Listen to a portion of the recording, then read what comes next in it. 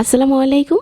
আজকে আরও একটি সহজ নাস্তার রেসিপি শেয়ার করছি, যেটা কিনা কিচেনে থাকা উপকরণ দিয়ে বানানো যাবে। আর এই নাস্তার মেইন উপকরণ হচ্ছে আলু।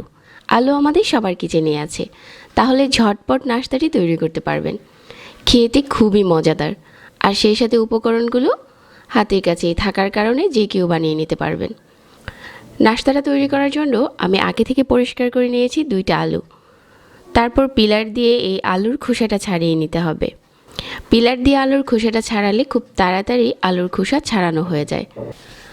আলুগুলোর এখন খোসা ছাড়ানো হয়ে গেছে। তারপর হচ্ছে পরিষ্কার করে ধুয়ে নিয়েছি। তারপর এই আলুগুলো গ্রেট করে নিতে হবে।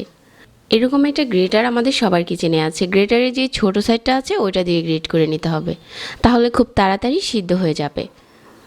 2টা আলু আমি একইভাবে গ্রেট করে নিয়েছি। গ্রেট করে নেওয়ার পরে আলু থেকে কিন্তু অনেক কষ বের হয়েছে। এখন একটা স্ট্রেনারে নিয়ে এই আলুগুলো ধুয়ে নিতে হবে। স্ট্রেনারে নিয়ে ধুলে সবচাইতে বেশি সুবিধা হবে। পানির উপরে দিয়ে ধুলে কিন্তু অনেকটাই পানির মাঝে ভেসে থাকবে।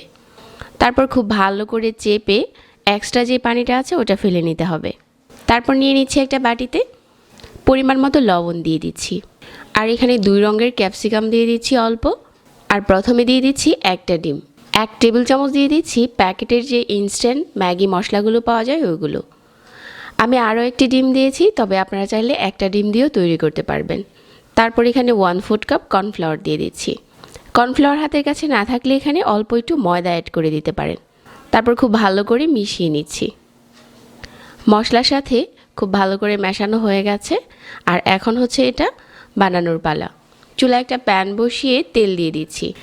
তেলটা যখন কিছুটা গরম হয়ে যাবে তারপর হচ্ছে বাটির থেকে ঢেলে দিতে হবে। আর পুরোটা প্যানে ছড়িয়ে দিতে হবে, যাতে অনেকটা পাতলা হয়। পাতলা হলে এটা তাড়াতাড়ি কুক হতে সুবিধা হবে। এখন হচ্ছে চুলার আঁচ কমিয়ে ঢাকনা দিয়ে ঢেকে 5 মিনিটের মতো একটা পাশ কুক করতে হবে। ঢাকনা দিয়ে ঢেকে দিচ্ছি আর অপেক্ষা করছি 5 মিনিট। 5 মিনিট হয়ে গেছে। আর এখন নিচের সাইডটাতে খুব সুন্দর একটা কালার চলে এসেছে। আর এই সময় হচ্ছে উল্টে দিতে হবে। আর এই পাশটাকেও আরও 4 মিনিটের মতো কুক করতে হবে। যেহেতু এটা কাঁচা আলু, তাই একটু সময় নিয়ে ধৈর্য সহকারে কুক করবেন, তাহলে খেতে ভালো লাগবে। তারপর উপরে কিছুটা টমেটো সস ছড়িয়ে দিচ্ছি।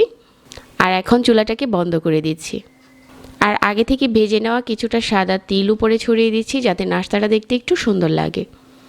এখন চুলা থেকে নামিয়ে গরম গরম পরিবেশন করার পালা। চুলা থেকে নামানোর পর হচ্ছে এটা কেটে নিতে হবে। খুবই অল্প সময়ে কাঁচা আলু দিয়ে এরকম একটা নাস্তা ঝটপট আপনিও বানিয়ে নিতে পারবেন। এখন স্লাইস করে কেটে নিয়ে চাইলে সসের সাথে পরিবেশন করতে পারবেন, আবার চাইলে এভাবেও খেয়ে নিতে পারবেন। আশা করছি আজকের এই সহজ নাস্তার রেসিপিটি সবার কাছে ভালো লেগেছে। আমার রেসিপিগুলো ভালো লাগলে চ্যানেলটিকে সাবস্ক্রাইব করে রাখবেন, আর পেজে লাইক দিয়ে রাখবেন নতুন রেসিপি পাওয়ার জন্য। সবাইকে অনেক ধন্যবাদ জানাচ্ছি, আর আজকে এখানে বিদায় নিচ্ছি।